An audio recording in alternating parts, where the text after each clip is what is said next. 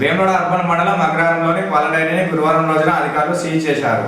ఈ సందర్భంగా పాల డైరీ నిర్వాహకులు సిబ్బంది మాట్లాడుతూ ఎలాంటి నోటీస్ ఇవ్వకుండా పార్లర్ ఎన్సీపీ ప్లాంట్ను ఎలా సీజ్ చేస్తారని ప్రశ్నించారు. గ్రామ పంచాయతీ ఉన్న సమయంలోనే పర్మిషన్ తీసుకున్నామని, ఇప్పుడు టౌన్ ప్లానింగ్ ఆఫీసర్, గ్రామ పంచాయతీ సెక్రటరీ, ఇండస్ట్రీస్ అధికారులు వచ్చి సీజ్ చేశారని ఆవేదన వ్యక్తం చేశారు. ప్లాంట్ సీజ్ చేయడంతో కామారెడ్డి, రాజన్న సిరిసిల్ల జిల్లాలోని పాడి రైతులు తీవ్రంగా నష్టపోతారని తెలిపారు. ప్రతిరోజు 40 గ్రామాల నుంచి సుమారు 1500 పాడి రైతుల నుంచి పాలు సేకరిస్తున్నామని అన్నారు.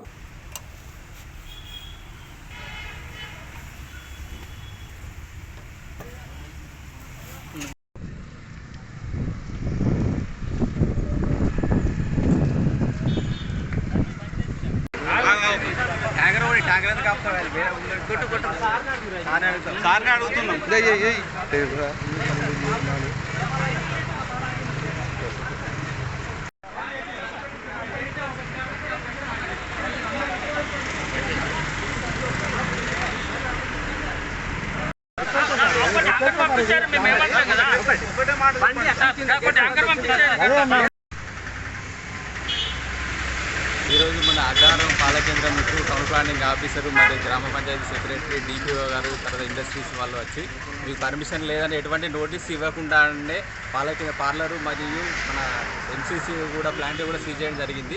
దీనిపై ఎందుకంటే దాదాపు రోజు ఒక 40 గ్రామాల నుంచి దాదాపు ఒక 1500 మంది రైతుల నుంచి పాలు సేకరించడం జరుగుతుంది.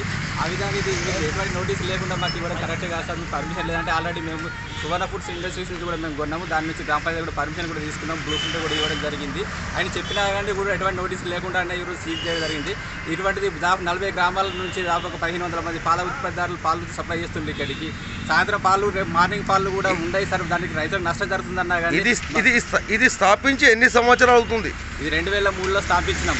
2003 స్థాపించిన తర్వాత ఇప్పుడు పర్మిషన్ లేదంటే ఆల్రెడీ మేము గ్రామ పంచాయతీ కూడా 2015 నుంచి కూడా మీటింగ్ చేయించుకొని దాని తర్వాత కూడా రెగ్యులర్గా కూడా హౌస్ ట్యాక్స్ కూడా చెల్లించడం జరుగుతుంది. మీకు పర్మిషన్ లేదా ఎటువంటి ముందస్తు నోటీసులు లేకుండా అంటే ఈరోజు మీకు పర్మిషన్ లేదంటే గ్రామ పంచాయతీ ఉన్నప్పుడు ఆ టీఎస్ ఐపాస్ అంటే టీఎస్ ఐపాస్ అప్పుడు ఎక్కడ గ్రామ పంచాయతీ పర్మిషన్ తోటే మన గ్రామ పంచాయతీలో కూడా హౌస్ ట్యాక్స్ కూడా చెల్లించడం జరుగుతుంది.